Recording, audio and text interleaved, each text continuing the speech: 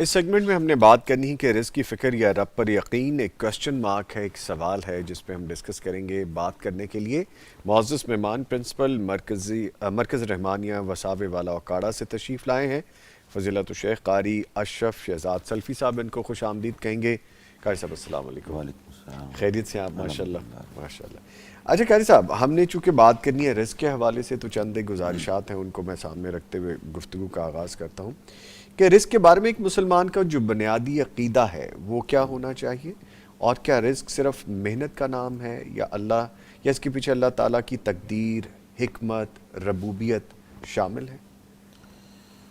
یہ بالکل، یہ دونوں چیزیں یہ مائنڈ میں ہونی چاہیے۔ جی ایک تو یہ ہے کہ رزق کا فیصلہ اللہ سبحانہ و تعالیٰ ہی کرتا ہے، جی جس کے لیے چاہتا ہے رزق تنگ کرتا ہے، جس کے لیے چاہتا ہے وسیع کر دیتا ہے۔ جی اور لیکن توکل اور اس پہ ایمان لانے کا یہ مطلب نہیں ہے کہ آپ ہاتھ پہ ہاتھ رکھ کے گھر بیٹھ جائیں کہ اللہ نے جو نصیب میں لکھا ہے وہ مل ہی جائے گا۔ یہ دونوں چیزیں ضروری ہیں، کوشش بھی کرنی ہے، ایفرٹ بھی کرنی، اور اللہ پہ یقین بھی رکھنا ہے، ایمان بھی رکھنا ہے۔ یعنی محنت سے رزق نہیں، رزق اللہ سبحانہ و تعالیٰ کے فیصلے سے۔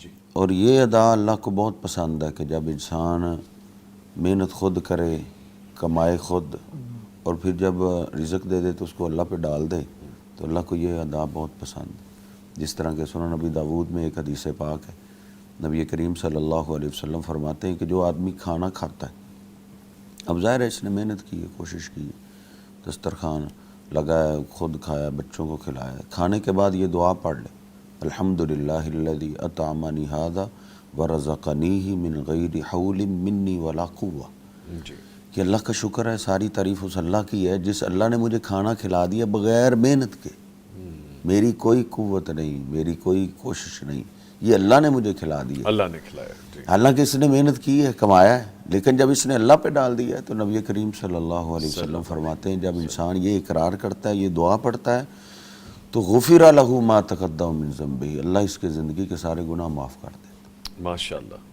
ماشاءاللہ۔ یعنی یہ اللہ کو بہت پسند ہے بات کہ اگر کوئی رزق ملے تو اس پہ اللہ پہ ڈالا جائے، اللہ کی طرف منسوخ کیا جائے۔ آپ قرآن پاک کا مطالعہ کریں نا، سیدہ مریم علیہ السلام کے سامنے جب سیدنا زکریا علیہ السلام نے پھل دیکھے تو انہوں نے پوچھا یا مریم انّا لکی ھذا، مریم یہ کہاں سے ہے؟ قالت ہوا من عند اللہ، کہ یہ رزق اللہ کی طرف سے، اللہ کی طرف سے۔ ان اللہ یرزق من یشاء بغیر حساب، اللہ جس کو چاہتا ہے بغیر حساب کے دیتے ہیں۔ اس لیے یہ یقین ہونا چاہیے کہ رزق اللہ سبحانہ و تعالیٰ ہی دیتا ہے، جو وہ فیصلہ کرے گا اتنا ہی ملے گا، لیکن اس کے لیے کوشش، ایفرٹ وہ ضروری ہے۔ ضروری ہے۔ اچھا، جو آج کا انسان ہے، روزگار ہے، کاروبار ہے، بچوں کے اخراجات ہیں، فیوچر مستقبل کے حوالے سے بہت ساری فکریں ہیں جن میں انسان گھرا رہتا ہے۔ مجھے لگتا ہے شاید جب سے دنیا بنی ہے تب سے شاید ایسے، آپ بہتر بتائیں گے کیونکہ غم روزگار یہ ساتھ ساتھ ہے۔ اچھا، ایسے ماحول میں اللہ رازق ہے اور اس کا یقین دل میں ایسے پیدا کیا جائے یا کیسے پیدا کیا جائے، دونوں صورت؟ بالکل، یہ یقین ہونا چاہیے۔ یقین پیدا ہوتا ہے نوری علم سے۔ نوری علم وہ ہے جو اللہ نے نبیوں کو عطا کیا آسمان سے، جو وحی کا علم ہے، نور ہے وہ۔ ہاں وہ نور ہے اصل میں۔ ہمارے ہاں وہ کالے علم کو نور ہماری عرب میں کہا جاتا ہے، اللہ، تو وہ کالا علم ہی ہے۔ کالا نوری تو علم نور نہیں ہو سکتا۔ ہاں، نوری علم قرآن پاک میں 3-4 جگہ اللہ نے وحی کو نور کہا ہے، ماشاءاللہ۔ اس پہ یقین رکھا جائے اور اس کو سنا جائے، جمعے کے خطبے کے لیے ٹائم پہ جایا جائے۔ نوری علم سننے سے یہ یقین پیدا ہو جاتا ہے، اور جب پھر انسان کا یقین بن جاتا ہے تو پھر جیسا یقین ہو ویسا اللہ فیصلہ کر دیتا ہے۔ اور حدیث قدسی ہے، انا عند ظن عبدی بھی، میرا بندہ میرے بارے میں جیسا خیال رکھے گا میں ویسا فیصلہ کروں۔ اب نوری علم سب سے پہلے انبیاء پہ آتا ہے، انبیاء کا سب سے زیادہ پختہ یقین۔ اب ان کا یقین کیسے بنا؟ اللہ کے علم سے، وحی کے علم سے۔ آپ اندازہ لگائیں کہ راستے ہر طرف بند نظر آتے تھے، انبیاء کا یقین ادھر بھی مضبوط ہوتا تھا۔ انبیاء تو انبیاء نے، ان کے گھر والوں کا یقین مضبوط ہوتا تھا۔ اب آپ ابراہیم علیہ السلام لے لیں، ان کا تذکرہ ان دنوں میں عام ہو رہا ہے۔ جی اب اللہ سبحانہ و تعالیٰ نے حکم دیا اپنے بیٹے کو اور اپنی بیوی کو میرے گھر کے پاس چھوڑ دو، گئے ہیں خاموشی سے گئے ہیں ادھر جا کے اپنی بیوی کو بٹھایا ہے, بیٹا بیوی کی گود میں رکھا ہے, مشکیزہ پانی کا ہے, کھجوروں کا تھیلا ہے وہ پاس رکھا ہے, خاموشی سے واپس پلٹ پڑے. چل پڑے. اب اماں جی ہاجرہ دیکھ رہی ہیں کہ ابراہیم نے کوئی بات ہی نہیں کی اور جا رہے ہیں اور کہیں ناراض ہی نہ ہو گئے ہوں, تو وہ تیز قدموں کے ساتھ پیچھے سے پہنچے. انہوں نے کہا یا ابراہیم این تذهبوا, ابراہیم کہاں جا رہے ہو, ہماری غلطی تو بتاؤ, ہمارا قصور, آپ ادھر کدھر چھوڑ کے جا رہے ہیں. ہاں جی. وَتَتْرُكُنَا بِهَذِا الْوَادِ الَّذِي لَيْسَ فِيهِ إِنسٌ وَلَا شَيْءٌ, ادھر تو کچھ بھی نہیں, انسانیت بھی نہیں اور کچھ باغات بھی نہیں, نہ کوئی فصلیں, نہ خوراک کا انتظام ہے, نہ پانی کا انتظام ہے, نہ کوئی انسانیت کا وجود ہے ادھر, آپ ادھر ہمیں چھوڑ کے جا رہے ہیں. تو ابراہیم علیہ السلام کیونکہ اللہ کے فیصلے پریشان تو تھے لیکن جا رہے تھے, بول نہیں رہے تھے. تو جب ان کو سمجھ آئی کہ یہ بول نہیں رہے تو انہوں نے پھر اللہ کی قسم دی, اللہ امرک بہذا, کیا جو آپ اپنے بیٹے اور بیوی سے سلوک کر رہے ہیں اپنی مرضی سے کر رہے ہیں یا اللہ نے ایسے کرنے کا حکم دیا؟ تو انہوں نے کہا ایسے بلا کون کر سکتا ہے, یہ اللہ کا فیصلہ ہے. آسمان کی طرف اشارہ کرتے ہوئے انہوں نے کہا کہ یہ اللہ کا فیصلہ ہے. تو پھر آپ ادھر دیکھیں, ان کی بیوی کا یقین دیکھیں. ہمارے ہاں تو سال سال کی گندم پڑی ہوتی ہے اور یقین نہیں بنتا, سال کے چاول ہم نے اسٹاک کیے ہوتے ہیں اور یقین نہیں بنتا, بینک میں اتنا پیسہ پڑا ہوتا ہے پھر بھی یقین نہیں بنتا. ادھر تو کچھ بھی نہیں, کوئی رہائش کے لیے مکان تک نہیں, صاحبان تک نہیں, کچھ بھی نہیں, خوراک کا انتظام نہیں. لیکن ان کا یقین اتنا تھا, انہوں نے کہا ابراہیم جب اللہ کا فیصلہ پھر آپ پریشان نہ ہو. اذا لا یضیعن اللہ ابدا, میرا یقین ہے اللہ ہمیں کبھی بھی ضائع نہیں کرے گا. اور پھر ابراہیم علیہ السلام کے یقین کو بھی سلام ہے. انہوں نے جا کے پھر جب دیکھا نا کہ اب بیوی اور بیٹا مجھے نظر نہیں آ رہے, تو انہوں نے اللہ سے جو مانگی ہیں دعائیں وہ عجیب ہیں, انسانی عقل میں وہ دعا آ ہی نہیں سکتی جو انہوں نے مانگی. انہوں نے کہا ربنا انی اسکنت من ذریتی بواد غیر ذی زرع عند بیتک المحرم, اے ہمارے رب میں نے اپنی بیوی بچے کو چھوڑا ہے جہاں کچھ بھی نہیں, کھیتی نہیں ہے, خوراک کا انتظام نہیں ہے, رہائش کا انتظام نہیں ہے, لیکن عند بیتک تیرا حرمت والا گھر ہے اس کے پاس چھوڑا ہے. میں تجھ سے 3 چیزیں مانگتا. ابراہیم علیہ السلام نے ادھر 3 چیزیں مانگی. پہلی چیز ربنا لیقیموا الصلاۃ, اے ہمارے رب ادھر باجماعت نماز ہو. بیٹا ایک ہے, اکیلا ہے, کوئی ساتھ کوئی رہائش نہیں, کوئی باجماعت نماز ہو. پہلا انہوں نے یہ سوال کیا. لیقیموا الصلاۃ, اقامت کہتے ہیں اقامت والی نماز, باجماعت نماز ہو. اور دوسرا انہوں نے کہ باجماعت کیسے ہوگی, فجعل افئدۃ من الناس تہوی الیہ, کہ ساری انسانیت کے دل تو تیری 2 انگلیوں کے درمیان ہے, جدھر چاہے پھیر دے. میں تجھ سے دعا کرتا ہوں سارے انسانوں کے دل اس طرف پھیر دے, تیرے اس گھر کی طرف کھینچے آئیں. اور تیسرا انہوں نے مانگا وارزقہم من الثمرات لعلہم یشکرون, ان کو پھلوں سے رزق دینا. بیوی کہہ رہی تھی ادھر کچھ بھی نہیں ہے, میں تجھ سے مانگتا ہوں, تو کون سا درختوں کا باغوں کا محتاج ہے, تو ان کو پھلوں سے رزق دینا تاکہ تیرا شکریہ ادا کرتے. اب تینوں دعاؤں کو آپ غور سے دیکھیں, آج بھی سب سے بڑی جماعت مکہ میں ہو رہی, سب سے بڑی باجماعت جو نماز ہے وہ مکہ میں ہو رہی. اور دوسرا انہوں نے مانگا کہ لوگوں کے دل پھیر دے, غریب سے غریب انسان جن کے جو کرائے کے مکان میں رہ رہے ہیں, جو تنخواہ جن کی 15-20 ہزار ہے, ان کو میں نے روتا ہوا دیکھا ہے کہ اللہ کوئی ایسا سبب بن جائے, کون سا وقت ہو اور میں تیرے گھر میں پہنچوں. اور جو دیکھ آتا ہے وہ زیادہ تڑپتا ہے کہ اللہ مجھے دوبارہ لے جائے, دوبارہ لے. یعنی کیسے اللہ نے وہ ساری دعائیں وہ انہوں نے مانگی وہ تھی جو انسانی عقل سے ماورا تھی, لیکن اللہ پہ ان کو یقین تھا کہ اللہ کے لیے کوئی کام مشکل نہیں. اور تیسرا انہوں نے ان کی دعا تھی کہ پھلوں سے رزق. آج آپ جانتے ہیں پوری دنیا کما رہی ہے اور وہ آج بھی بیٹھ کے کھا رہے ہیں. ٹھیک, یہ یقین کی بات, یقین ہونا چاہیے.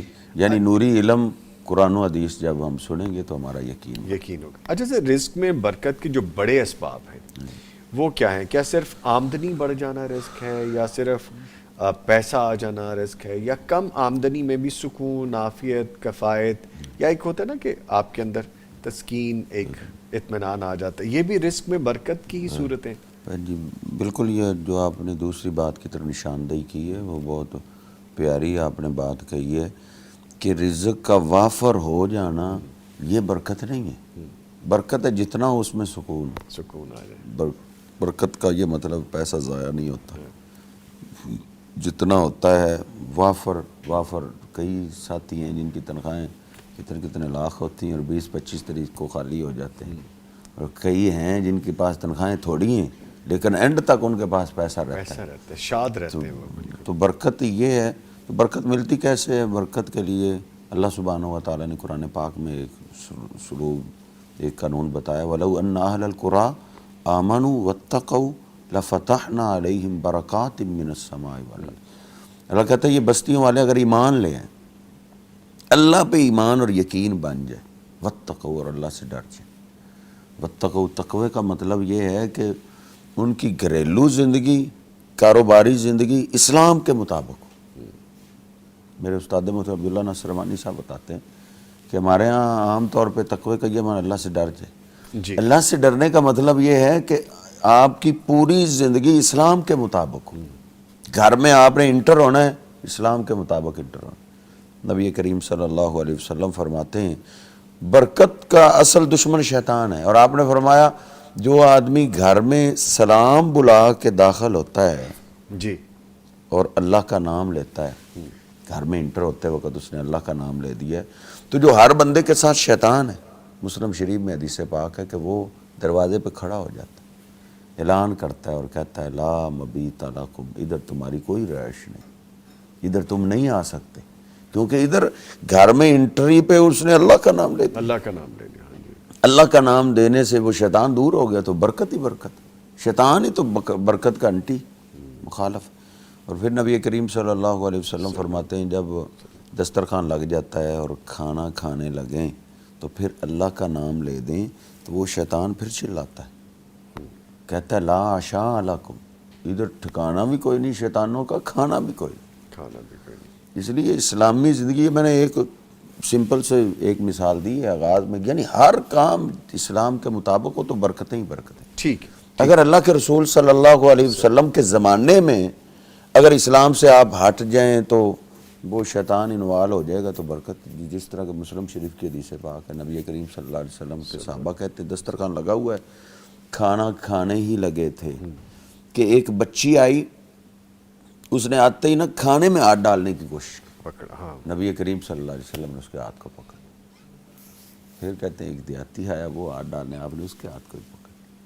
تو نبی کریم صلی اللہ علیہ وسلم نے فرمایا یہ میرے ہاتھ میں 2 ہاتھ دیکھ رہے, یہ 2 نہیں ہیں, ان کے ساتھ تیسرا ہاتھ شیطان کا بھی تھا, جو بچی کو دھکیل کے لا رہا تھا کہ اللہ کے نام کے بغیر یہ کھانا شروع کرے تو میں بھی ہاتھ ڈال, میں بھی شامل ہو جاؤں. تو اگر نبی کریم صلی اللہ علیہ وسلم کے دسترخوان پہ یہ معاملہ ہو سکتا ہے, اگر اللہ کا نام نہ لیا جائے تو شیطان آ جاتا ہے, تو پھر ہم تو کسی کھاتے کے ہی نہیں. اور ہمیں یہ سبق ہے, جی, اصل سبق ہے. ٹھیک ہے. اچھا سر, آج کے دور میں مہنگائی نے ہم ہر شخص کو پریشان کر رکھا ہے, ہر عام آدمی پریشان ہے. ایسے میں شریعت ہمیں گھبراہٹ, شکوہ, پریشانی, نا امیدی یا کون سا ایسا عمل کیا جائے جو ایمانی راستہ دکھائے, ہمیں امید رہے اندر؟ پہلی بات تو ہے مسلمان اللہ کی رحمت سے نا امید نہیں ہوتا. جب یوسف علیہ السلام کو گم ہوئے 35-40 سال گزر گئے تھے, اور 35-40 سال کے بعد دوسرا بیٹا بھی قید ہو گیا, تو بیٹوں نے آ کے بتایا کہ آپ کا دوسرا بیٹا وہ جیل میں بند ہو گیا. تو یعقوب علیہ السلام نے یوسف کا نام لیا. تو یوسف کا نام لے کر وہ تو بیٹے تو گرم ہو گئے, انہوں نے کہا آپ یوسف کی بات کرتے ہیں, یوسف کو چھوڑے آپ اس کی فکر کریں, اس کو تو اتنے سال ہو. تو اس وقت یعقوب علیہ السلام نے اپنے بیٹوں کو بھیجتے ہوئے ایک بات کہی تھی کہ لا تیأسوا من روح اللہ, اللہ کی رحمت سے بیٹو نا امید نہیں ہوتے. انہ لا ییأس من روح اللہ الا القوم الکافرون, اللہ کی رحمت سے نا امید وہ ہوتے ہیں جو کافر ہوتے ہیں. ہم تو اللہ کی قدرت کو مانتے ہیں, اللہ کی طاقت کو مانتے ہیں کہ اللہ کے لیے کوئی کام کرنا مشکل ہے ہی نہیں, اللہ ہر کام کرنے پہ مکمل قدرت رکھتا ہے. تو جس کا یہ مائنڈ ہو, یہ یقین ہو, تو وہ اللہ کی رحمت سے نا امید نہیں ہوتا. تو نا امید جو بندے ہو جاتے ہیں دین سے دور ہو کے, وہ خودکشی پہ بھی اتر آتے ہیں, زندگی کا خاتمہ کر لیتے ہیں. تو اللہ پہ مکمل یقین ہونا چاہیے کہ کوئی اللہ کے لیے کوئی کام مشکل نہیں ہے، جیسے چاہتا ہے وہ کرنے پہ قادر ہے۔ اب آپ اندازہ لگائیں جب یعقوب علیہ السلام کو انہوں نے پہلی بات کہی ہے کہ آپ کا بیٹا قید میں بند ہو گیا، اور بند بھی دوسرے ملک میں ہوا ہے، اپنے ملک میں ہو جائے یہ بھی پریشانی ہے، دوسرے ملک میں ہو جائے اور ڈبل پریشانی، زیادہ پریشانی۔ تو آپ قرآن پاک سورہ یوسف پڑھیں، انہوں نے پہلی بات کیا کی؟ صبر جمیل، عسى اللہ ان یأتینی بہم جمیعا، مجھے میرے رب پہ امید ہے، یقین ہے کہ میرا اللہ دونوں کو واپس لائے۔ ٹھیک، تو جیسی امید ہو ویسا اللہ پھر سلوک کرتا ہے، جیسا گمان رکھیں گے جیسا ویسے اللہ گمان تعالیٰ رکھیں دے گے۔ دیں گے۔ ادھر روز ضرور پڑھے یا اسفا علی یوسف وابیضتیناہ من الحزن، اے میرے اللہ میں تو اپنے یوسف کو نہ بلا سکتا، تو نے مجھ سے دوسرا بیٹا بھی لے لیا، لیکن پھر بھی میں تجھے چھوڑنے والا نہیں ہوں۔ انما اشکو بسی وحزنی الی اللہ، میں سارے شکوے شکایتیں تیرے آگے رکھتا ہوں، تو میرے بیٹوں کو واپس کرنے والا ہے۔ اب آپ انعام دیکھ لیں، اللہ نے پھر دونوں آنکھیں بھی واپس کی، دونوں بیٹے بھی واپس کیے، اور ان اللہ نے مصر کی بادشاہی عطا کر دی۔ بات شاید آگے ٹھیک ہے۔ اچھا، مجھے کچھ کمنٹس ہیں جو کہ میں چاہتا ہوں شامل کر لوں، بڑی محبت سے بھیجیں۔ عامر شیر ہیں آئی گیس، یا عامر اسپیل جو ہیں وہ SHER ہیں، تو لکھتے ہیں کہ اللہ پاک سلامت رکھیں شیخ اشرف شہزاد صاحب کو، اور پھر مجھے دعائیں دے رہے ہیں کہ اللہ تعالیٰ نظام صاحب آپ کو سلامت رکھیں، آمین۔ بہت شکریہ جی۔ کہتے ہیں شہزاد صاحب کو، اشرف صاحب کو، محترم صاحب کو بار بار بلایا کریں پیغام ٹی وی پر۔ جی ہم خود ان سے محبت کرتے ہیں، ٹائم دیں گے تو ہم ان کو بلائیں گے نا، تو ٹائم مل جائے تو پھر یہ کہتے ہیں کہ ماشاءاللہ اللہ نے بہت علم سے نوازا ہے، اور ماشاءاللہ بہت اعلیٰ شیخ صاحب دل کو سکون مل گیا آپ کو آنسر دیتے ہوئے، اور کہتے ہیں کہ نظامی صاحب ہمیں اللہ آپ سے اللہ کے لیے پیار ہے۔ ارے بہت شکریہ جی، تھینک یو ویری مچ۔ جو دین سے جڑتے ہیں سر، ہمیں آپ سے پیار ہے، ہمیں آپ سے پیار ہے، اللہ آپ کو زندگی سے دے۔ یہ جی جو محبت ہے یہ اسی طرح سے ہوتی ہے، جب آپ دین کی طرف چلتے ہیں تو پھر اللہ تعالیٰ دین والوں کی محبتیں آپس میں دلوں میں ڈالتے ہیں۔ میرے لیے پاسبل نہیں ہوگا میں سارے کمنٹس شامل کر پاؤں، بہت محبتیں مل رہی ہیں جی آپ کے آنے پہ، لیکن کچھ سوالات ہیں ان کو بھی شامل کریں گے، اور خاص ایک آخر میں چند ایک منٹ میں آپ سے لوں گا۔ ہم نے ایک اپنا سیگمنٹ شروع کیا ہے مکافات عمل کا، اس کے حوالے سے ہم پرسنل ایکسپیرینسز، سب کی اپنی ذاتی جو تجربے یا مشاہدات ہوتے ہیں ان کو چند ایک منٹ کے لیے شامل کرنے کی کوشش کریں گے، اس کے لیے ذہن تیار رکھیے گا پلیز۔ اچھا، سوالوں میں ہم آگے بڑھتے ہوئے بعض لوگ رزق کی تنگی کے خوف سے حرام کمائی کی طرف نکل جاتے ہیں، دوسرے اور سورس آف انکم کی طرف، جو کہ جائز نہیں ہے، جھوٹ ہے، دھوکہ ہے، کاروبار میں فراڈ ہے، لین دین میں معاملات غلط ہو جاتے ہیں۔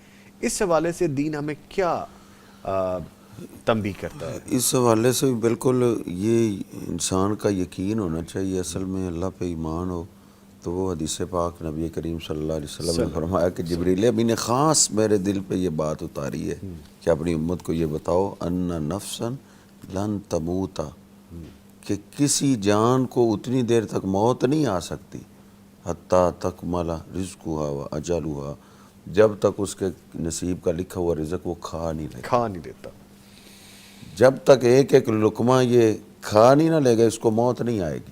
اس لیے جو نصیب میں لکھا ہوا ہے وہ آپ کو ملنا ہی ملنا ہے۔ وہ اللہ بادشاہ شہنشاہ ایسا ہے جو ہمارے حصے کی بارش کا ایک قطرہ ہمسائے کی چھت پہ نہیں گرنے دیتا، وہ ہمارے حصے کا رزق کہیں نہیں جانے دے گا۔ اس لیے اللہ پہ یقین رکھیں اور صبر کریں، اس معاملے میں صبر ہے۔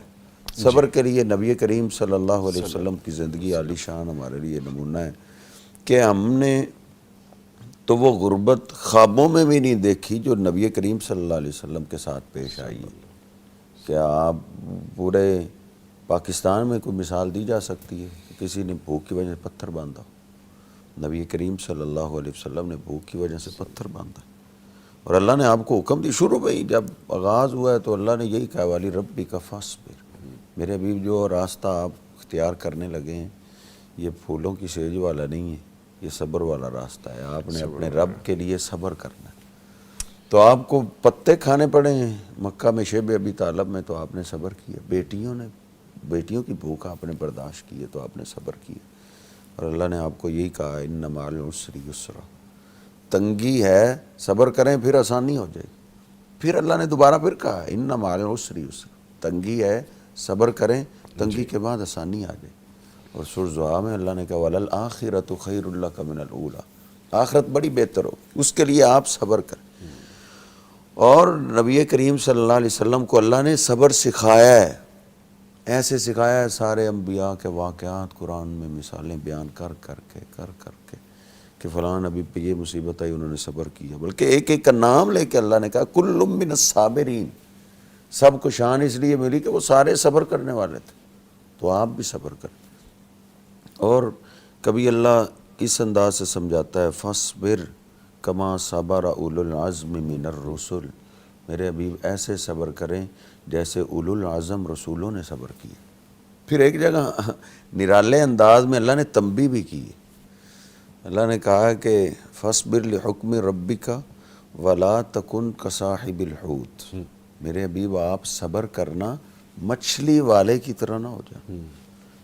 یونس علیہ السلام نے جب قوم کو واعظ کیا اور کئی دن گزر گئے ایک بھی مسلمان نہیں، تو غصہ کر گئے، غصہ ایسا کیا کہ ادھر سے نکلے اللہ کی اجازت کے بغیر ہی، صبر نہیں کیا، ادھر سے آگے وہ کشتی پہ سوار ہوئے، آگے کشتی پھنس گئی، اللہ نے کہا کہ آسمان والے کو آواز دو، جب میں پھنستا ہوں ادھر آواز دیتا ہوں تو وہ نجات دے دیتا ہے، وہ آواز دینے لگے، ہچکولے بڑھنے لگے، اللہ کھڑا ہو گیا، اس نے کہا یہ ہو ہی نہیں سکتا اس کو آواز دیں اور کشتی کنارے نہ لگے، لگتا ہے آج میری کشتی میں وہ آ گیا ہے جس کو آسمان والا پار نہیں کرنا چاہتا، وہ کون؟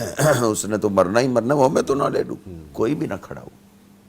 قرآن پاک میں سورۃ یاسین سے اگلی سورت صافات اس کا آخری رکوع ہے، وَإِنَّ يُونُسَ لَمِنَ الْمُرْسَلِينَ اِذْ أَبَقَ إِلَى الْفُلْكِ الْمَشْحُونِ فَسَاهَمَ فَكَانَ مِنَ الْمُدْحَضِينَ، اللہ کہتا ہے انہوں نے قرہ ڈالا، قرہ یونس پیغمبر کے نام کا نکلا۔ یونس علیہ السلام کھڑے ہو گئے کہ لوگوں میں ہی اللہ کی اجازت کے بغیر آیا ہوں، مجھے سمجھ آ گئی جب تک میں کشتی میں رہوں گا کشتی کنارے نہیں لگ سکتی۔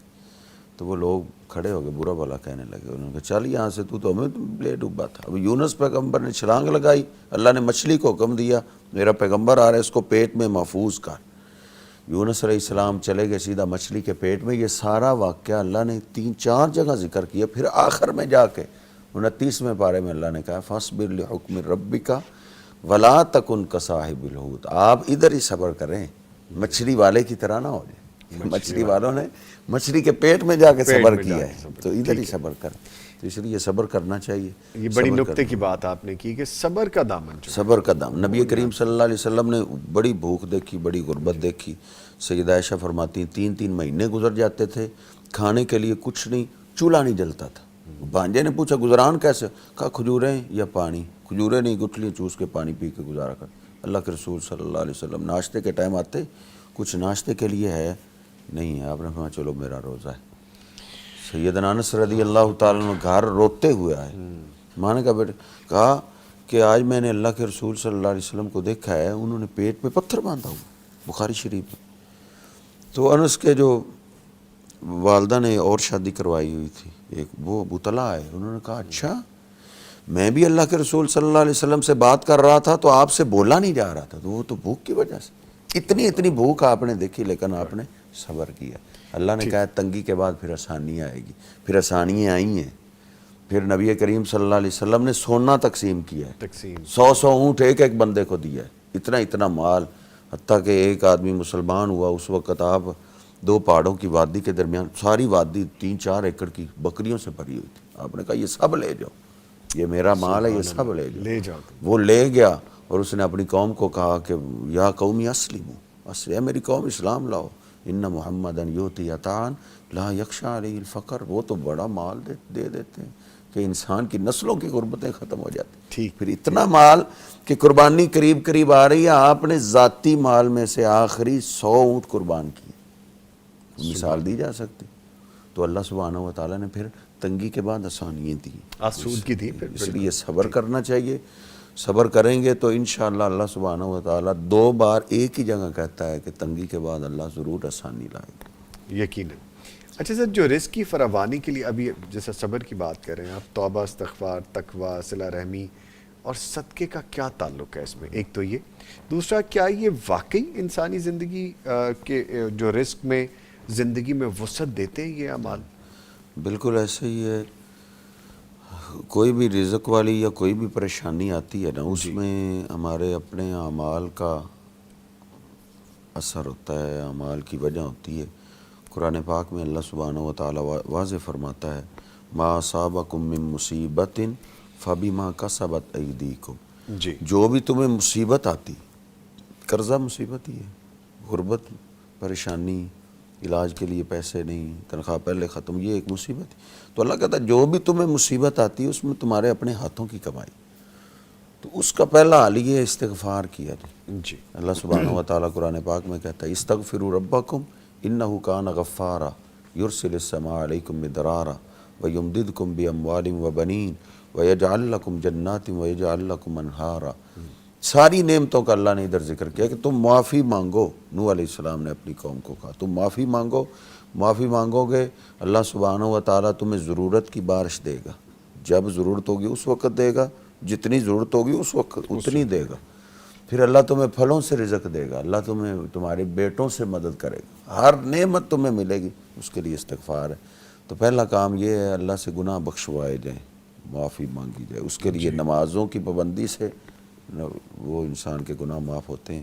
نبی کریم صلی اللہ علیہ وسلم فرماتے ہیں جو وہ نماز کے ارادے سے ہاتھ دھوتا ہے ہاتھوں کے گناہ اللہ معاف کر دیتا ہے۔ وضو کرتا ہے تو انسان کے ناخن کے نیچے بھی گناہ ہو وہ بھی چڑھ جاتا ہے۔ سبحان اللہ۔ تو چاہے جائے کہ انسان نماز ہی نہ پڑھے، تو نماز نہ پڑھنا تو یہ تو اس کا حل ہے، پہلا تو یہ ہے گناہ بخشوائے جائیں، ایسے اعمال کیے جائیں جن سے گناہ بخشے جاتے ہیں۔ ٹھیک اور دوسرا یہ ہے صدقہ اس کے لیے۔ امیر ہونے کے لیے نماز اور صدقہ دو چیزیں انتہائی ضروری ہیں۔ اللہ نے سورہ ابراہیم میں کہا ہے کل عبادی الذین آمنوا یقیموا الصلاۃ وینفقوا مما رزقناہم، میرے ان بندوں کو کہہ دو جو ایمان لے آئیں نمازوں کی پابندی کریں اور خرچ کرتے رہیں۔ سوری میں آپ کی خرچ بات تو چیک کر رہا ہوں۔ Sorry، خرچ کرنا، جی خرچ کرنا یہ مالداروں کی نشانی نہیں ہے، خرچ کرنا یہ مسلمان کی نشانی ہے۔ ٹھیک ہے، میں بات آپ کی یہاں پہ روک رہا ہوں، میں جسارت کر رہا ہوں، لیکن چونکہ وقت تھوڑا ہے ہمارے پاس تو میں نے اس کو وائنڈ اپ کرنا ہے، میرے پاس صرف 1-1.5 منٹ اور ہے۔ مکافات عمل جو ہمارا سیگمنٹ ہے، آپ کی زندگی پہ کوئی آپ بیتی ہو، آپ نے دیکھا ہو کہ صدقہ کرنے سے، ایمانداری سے، تقویٰ سے اللہ تعالیٰ کے بھروسے پر چل پڑے اور رزق میں زندگی میں برکت ہوئی، دیکھنے والوں کے لیے یہ ایک نصیحت ہوگی۔ ہاں جی بالکل، یہ اس میں آدھا منٹ میں وہ پہلا لوں گا۔ جی پلیز پہلا نبی کریم صلی اللہ علیہ وسلم نے فرمایا لا کل مسلم صدقۃ، ہر مسلمان ہر روز صدقہ کرے۔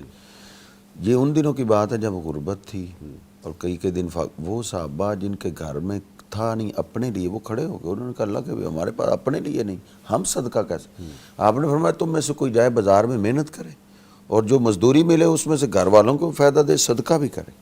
اور ابو مسعود انصاری کہتے ہیں بخاری شریف میں ہیں جو محنت کر کے مزدوری سے صدقہ کرتے تھے وَإِنَّ لِأَحَدِهِمُ الْآنَ لَمِئَةَ أَلْفٍ، آج ان کے لیے لاکھ سونے کے سکے مسئلہ ہی نہیں، ٹھیک، یعنی صدقہ کرنے سے مال بڑھ جاتا ہے۔ اور یہ میرا اپنا مشاہدہ ہے، اللہ کہتا ہے یا ابن آدم انفق انفق علیک، اے آدم کے بیٹے تو خرچ کر میں تجھ پہ خرچ کروں گا۔ میں جو مدرسہ چلا رہا ہوں وہ 20-30 ہزار ماہانہ کے خرچے سے شروع ہوا تھا، اور اللہ جانتا ہے میں نے مدرسے میں خرچ کرنے میں کبھی ہاتھ نہیں روکا۔ طلباء پہ، اساتذہ پہ تنخواہیں ٹائم پہ دینا، کئیوں کے بارے میں اطلاعیں ملتی ہیں فلاں نے پلاٹ بنا لیے، فلاں نے گاڑیاں لے لی، فلاں نے، میں نے مدرسے کے فنڈ کو مدرسے میں ہی خرچ کرنا شروع کیا آج تک۔ تو الحمدللہ آج تک ہمیں مدرسے کے فنڈ کے لیے قرضہ لینے کی ضرورت نہیں پیش آئی۔ 30,000 سے آج 12-13 لاکھ روپیہ ماہانہ کا خرچہ ہمارا ہے، برکت ہو گئی، برکت ہو گئی۔ تو لیکن اللہ سبحانہ و تعالیٰ، اس لیے جو انسان خرچ کرتا رہتا ہے وہ اللہ سے غربت کا ڈر نہ رکھے۔ نبی کریم صلی اللہ علیہ وسلم نے اپنی سالی محترمہ کو بھی یہ کہا تھا اسماء خرچ کرو اور آسمان والے سے غربت کا ڈر نہ رکھو۔ سبحان اللہ سبحانہ و تعالیٰ خرچ کرنے سے رزق کھول دیتا ہے، کھول دیتے ہیں۔ ٹھیک ہے، اور وہ اگر اپنے اہل خانہ پہ ہو رہا ہو تو سب سے بہترین، وہ تو سب سے پہلے حقدار سب ہیں۔ سے پہلے۔ ٹھیک ہے جی، لیں جی، اس کے ساتھ ہی میں بہت شکریہ ادا کروں گا اپنے معزز مہمان فضیلت الشیخ قاری اشرف شہزاد سلفی صاحب کا۔ سر آپ کا آنے کا شکریہ، محبت ہے آپ سے ہمیں، جیسے آپ ہم سے خاص محبت کرتے ہیں تو آ جائے کریں جیسے ہماری آڈینس بھی دیکھنا چاہتے ہیں۔ تھینک یو ویری مچ، بہت شکریہ آپ تشریف لائے۔ لیں جی، جو گفتگو ہوئی اس کو سوچ کے سمجھ کے عمل کرنے کی کوشش کریں گے۔ ایک بریک ہے، بریک کے بعد جب واپس آئیں گے تو آپ کے خواب اور ہاشم یزمانی صاحب کی تعبیر، اس پہ بات ہوگی۔